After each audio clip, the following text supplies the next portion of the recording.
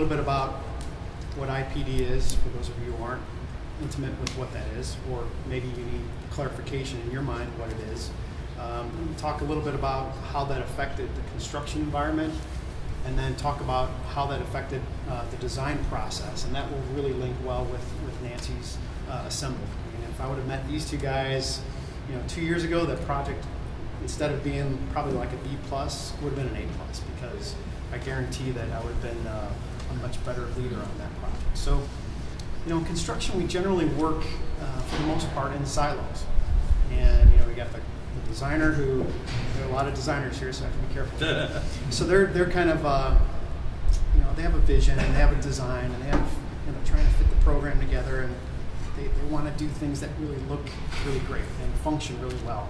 And I appreciate all that. So that's their priority. The owner has a budget and they have a program that they have to accomplish. The contractor has, he wants to satisfy his client, but they too also have a budget. And then, gosh, the subcontractors, even in a GMP setting, those guys are generally lump sum guys. So what are they worried about? They're worried about their bottom line. They're not in the business to have fun and do cool projects. No, they're in the business to make money. So naturally, and I'm sure you guys have all realized this and experienced it, that puts us all naturally at odds with each other. We start off in the beginning of the project where we're in the honeymoon phase. You guys all know about the 6 phases of a construction project. Start off in the honeymoon phase. We get along, we're excited, we just got the job, we just awarded the job the other day, so I'm still really excited about that. But we know that when problems happen, people kind of revert back to their silos, and they have to protect their own bottom line. Yeah, the relationship's really important. Certainly at Graycor we pride ourselves on that, but at the end of the day, people are concerned about their bottom line. So that's kind of a challenge, and in the construction industry, we really haven't evolved very much, not like other industries. So I think IPD really helps, in that evolution. I remember talking with Matt when I first talked to him about this IPD project. He said, no, they do that in California for hospitals on really big projects. How's that going to work on a $25 million project in Whiting? I don't know, Matt. We're going to try. I mean, the owner has faith in us, and they believe in the process, because they've heard a lot of stories. So we decided to make a go of it, and we partnered up with an architecture firm, and we realized that we really need to work collaboratively. And the most important aspects of IPD versus IPD light or IPD-ish is really the contract structure. And I know a lot of other projects, I know Advocate's really big in IPD light, IPD-ish. But I know a lot of people on some of those projects, and they don't put their profit at risk. And that's kind of a scary concept for individuals and companies. So really what happens in an IPD, or at least our version of an IPD contract, is that it's a reimbursable contract where your costs are covered, but your profit is not. So the hourly rates, the markup on materials, markup on architect rates doesn't exist. That's stripped away from those rates. So you're going to get paid for your costs. So right off the bat, you're covered. So what happens is everyone decides what they think a reasonable profit on the project should be. So 3% or 5% or 10%, whatever the percentage might be. We kind of negotiate that. It's part of the whole selection process.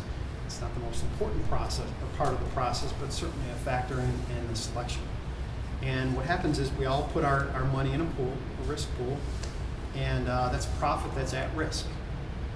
And we only earn that profit back when the team collectively earns it. And we do that through a really structured way. I forgot about the trade partners. So we select the trade partners, we negotiate what their profit should be, and their profit is also in the risk pool. So I'm just talking generally about the contract structure, how I'm dealing with some of the details. So profit's at risk, and the team comes together and decides what the key performance indicators should be. KPIs we call it. Mostly driven by the architect, because the architect, it's mostly driven by the owner. The owner is, has the most concern for the project. So at BP, we had 4 major factors involved with the construction project. We had cost, schedule, quality, and safety. BP is a refinery, so safety ranks pretty high. So what we did as a team, we developed these metrics, these KPIs that basically said, if you perform to a certain standard, you will earn your profit. So for example, I won't get into the specifics because they're a little bit confidential, but let's just say each of those 4 are worth 25%. And maybe those are broken up into some smaller categories, like say safety. The KPI for safety could be no recordable incidents. If there are no recordable incidents on the project, then the team earns 25% of its profit. Or schedule. The metric may be, let's try to beat our schedule by 2 weeks or a month or whatever the team decides. And if you do that, you're going to earn 25% of your profit. Cost is an interesting one. On our particular project, we set the budget at 30%, which was pretty aggressive. And we said, if we can save X percent from that budget, we'll earn another 25%. So there's some subtleties to all that, but at the end of the project, what happens is we're scored, and these are all very measurable metrics. And whatever our score is, that's the profit that each entity earns. So let's just say our score ended up to be 78%. Electrician was over budget and caused some schedule problems.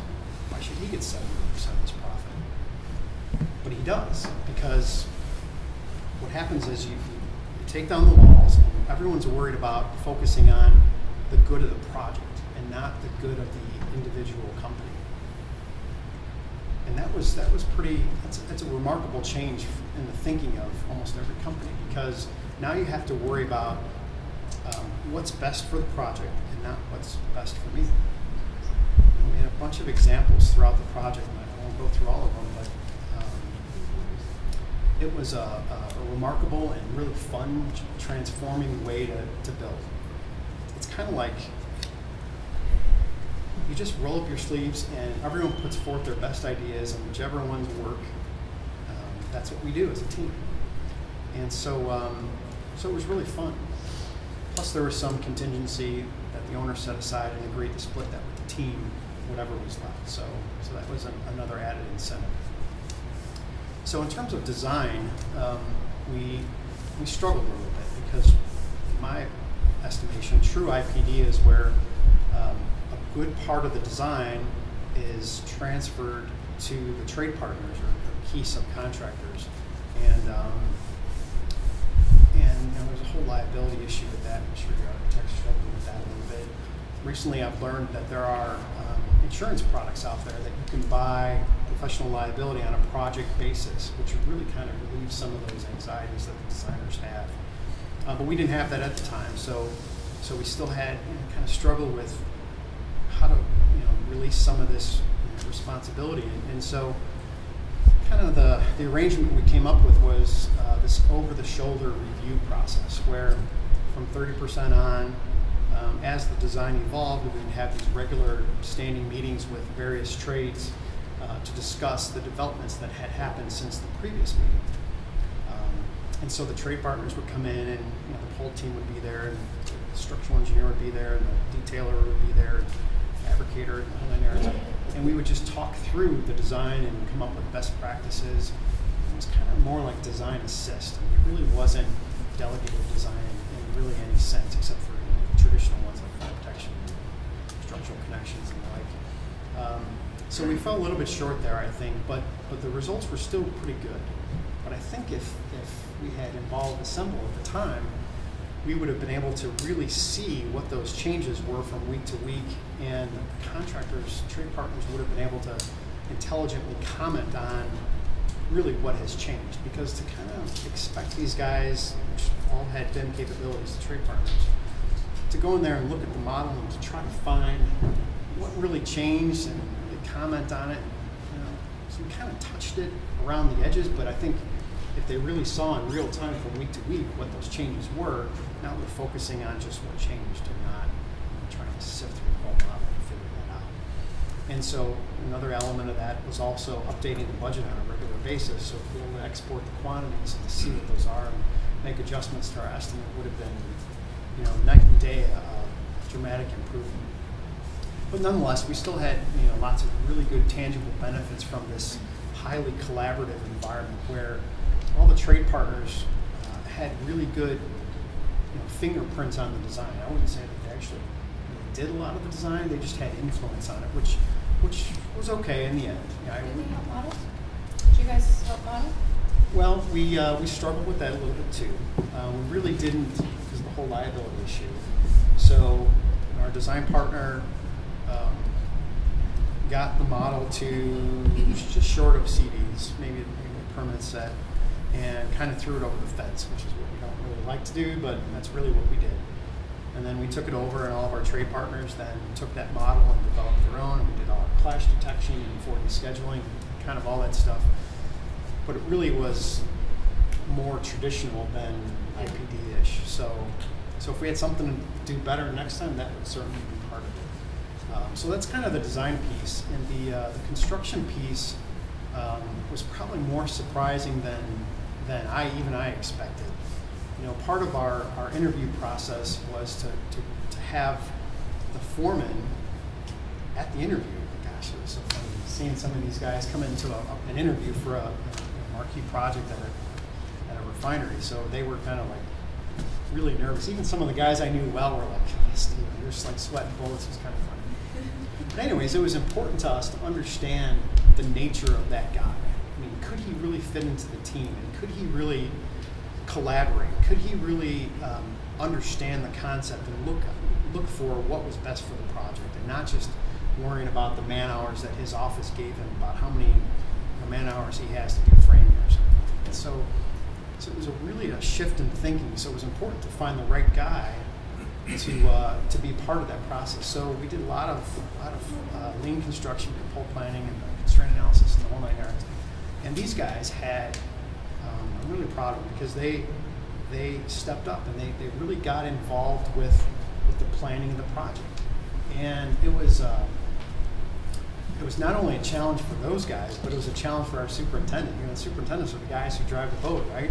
And normally, you know, it's kind of like, hey, this is what we're going to do. You guys got to follow in line. And we had to continually, you know, tune up the superintendent to say, hey, no, this is really not what we're supposed to be doing.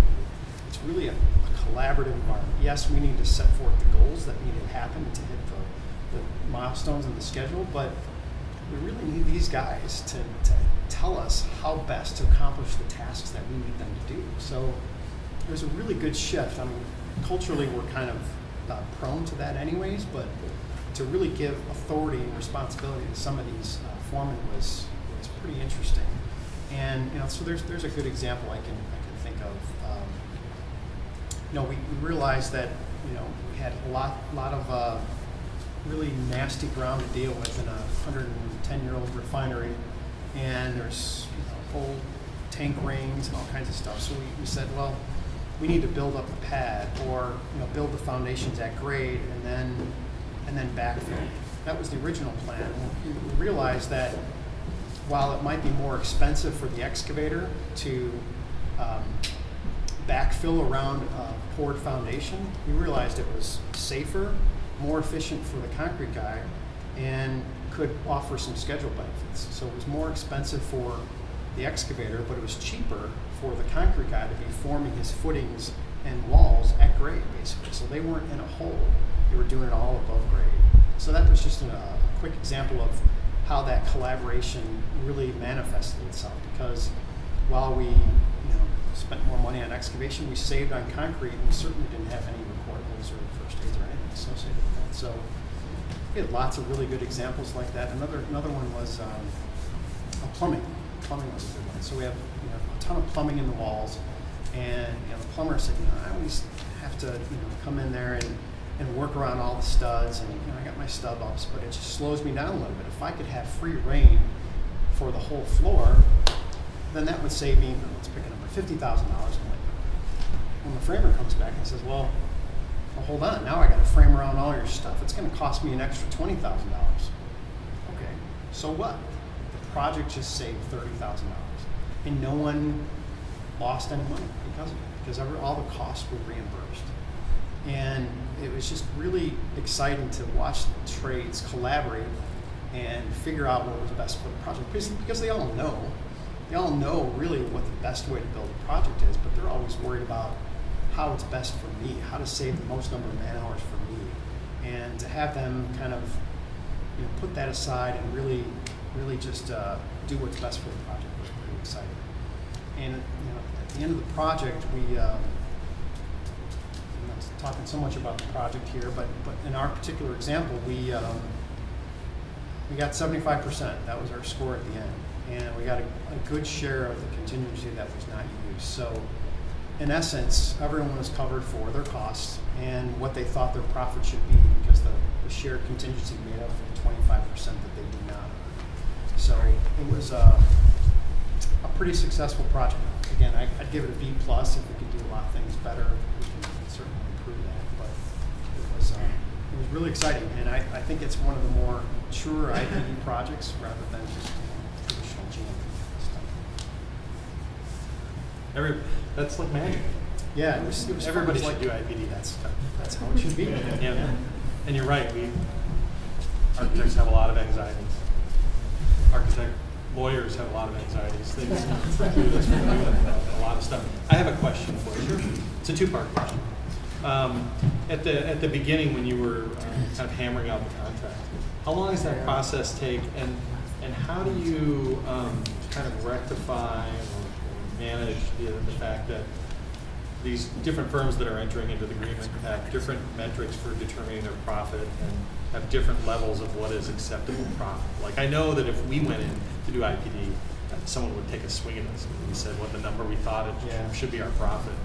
And that's tough. It's tough. I mean, BP is a pretty sophisticated client. They're a consumer of construction services all the time, so they kind of know what a general contractor's profit should be, so we kind of negotiated that up front. And we kind of know what we think subcontractors' profit should be, so we kind of negotiated that up front. David, you're an architect, so this is the challenging part. Our design partner struggled with that a little bit, and their accounting department struggled with that a little bit. And to be honest with you, it didn't really even work itself out until about halfway through the project. They were just billing at their traditional rates, which was fine. But it wasn't until halfway through the project we realized that you really, in order for it to affect your behavior, meaning looking out what's best for the project, you need to really grasp the concept that your profit is at risk. So it wasn't a true three-party contract, tri-party agreement. There's the consensus document that addresses it. There's an AAA document, 196 maybe, that addresses it. We didn't quite get there because of the insurance mostly, but at the end of the day, BP and our design partner came to an agreement about what they felt that profit should be, and just reconciled it. It wasn't perfect. If we were to do it again, we would certainly establish what that was. It was a challenge. not surprised. Not surprised. I have two questions for you. First, what made you do it? What made you take that leap into an IPD project? And the second is, now that you've done it, you said there's several lessons learned.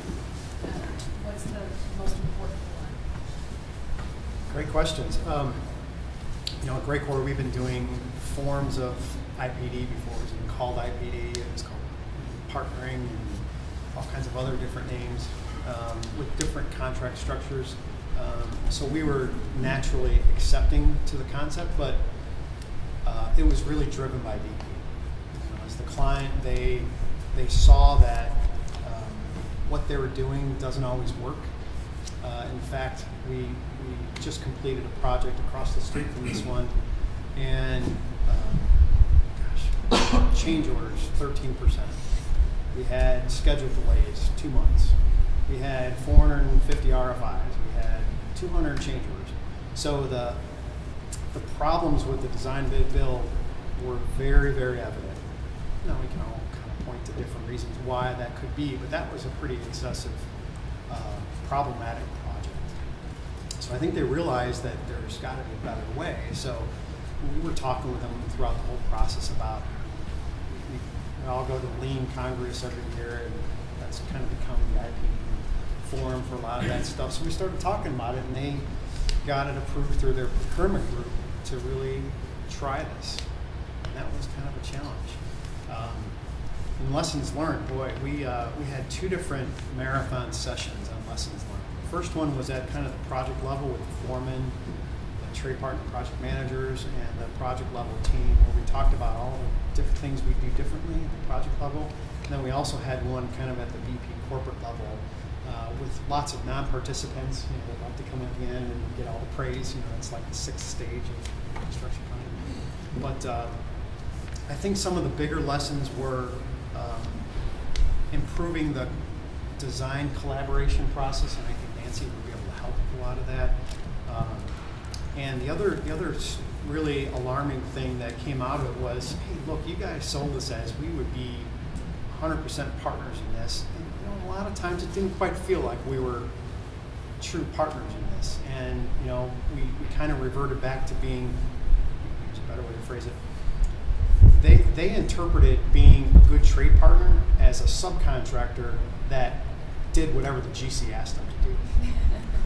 Big difference, because a trade partner would say, no, Mr. Superintendent, I won't use this, Mr. Superintendent, that's not the way to do it.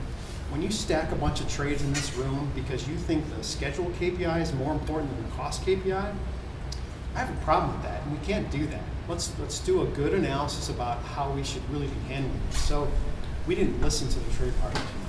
That was probably a big takeaway. One quick question, and then we probably have to move on for time because I want to get to Josh. Everybody, well, I shouldn't say everybody, but I know a lot of architects that just hate the whole point of the project when we get to RFIs. And I'm wondering how you felt like the process changed on an IPD project where, you know, I mean, it's a very adversarial thing, finger pointing, lots of ugliness, big time lags between question and answer, back and forth. So that was one of our KPIs. Our goal is to have 0 RFIs. And through some, you know, creative means, we got that goal. But that's kind of, you know, we would do that KPI different because that's counter to collaboration, right? yeah, you still have to do the stuff. You still have to ask the questions and get them answered. Yeah. Get it worked out. But what it did do, especially through that design phase, it got the electrical contractor to be able to pick up the phone and call the electrical engineer and say, hey, you know, this spec right here on whatever it was really doesn't make a lot of sense. What are you really trying to get after here? And the electrician would say, well, yeah, I can do that. And so what it did was promote that collaboration even during the construction process. So we cut the RFIs to a minimum. Very cool. Yeah, it was good. But now you've eliminated the paper trail. I think Well, that's the problem that the designers are fundamentally going to have. Yeah, so what we did was if it was something significant, they would issue a bulletin. They normally would, if it was structural in nature or something serious. Otherwise, it would be documented just as a construction issue during the weekly meeting or bigger meetings. So it's kind of the way we got around it. So, Thanks. Sure. Well, Just one answer more. One quick question about the teams. Was there anybody who was really skeptical of it at the front end that really was we went over somewhere along the way? Who got the most religion? Yeah, I'm sure. the architect, yeah. I mean, he said, you know, I don't think my guy's going to buy into this. We'll try it, but, you know, I'm not so sure. Well, But because the architects have the most to lose. Or that's what they think it That's is. what they think. So how many times a year do you design a project with metal panels? All of them. Okay, all of them. Okay, well, you know, this particular designer has, you know, maybe twice a year he designs a project with metal panels. So he doesn't always understand what's always capable of, you know, with the product. So by, you know, he designed a particular detail that you know, the metal panel guy came back and said, well, no, I don't think that's right. You can't get the flashing right. I think this would be a bad detail. But now that I understand what you're looking for, I think we can do it this way. And at the end of the day, I think the designer liked the finished product better. But I think the point is that, and don't get me wrong, I'm a big fan of IPD. I'm just looking for the right way to go about it. But I think that the point is, from the architect's perspective, is right now the way that we've kind of worked ourselves into these nice cushy contracts that we have is that we get to design stuff, put it on paper, and send it off, and then you guys get to figure out how to build it. And the really only risk there is if something goes wrong and it comes back at us. But generally speaking, once that's kind of off our desk, all we have to do is answer questions. And so what IPD is doing is it's kind of saying that now we're going to take some of that risk away from the contractor and give it to the architect, and now you're putting some of that profit at risk. And so the selling point that you have to make for IPD is to sell the architect and giving up some of that risk of losing some of their profit that right now it's pretty much guaranteed. Yeah. Well, but it's really the profit that motivates people to change their behaviors. You know, I mean, if you know that you should work with this guy to make sure that the detail is right before we get to construction, because in the end there won't be a change order and won't be more cost because it'll improve, you know, my profit in the end. Then I think that helps. It's not perfect, but I think it's a step in the right direction.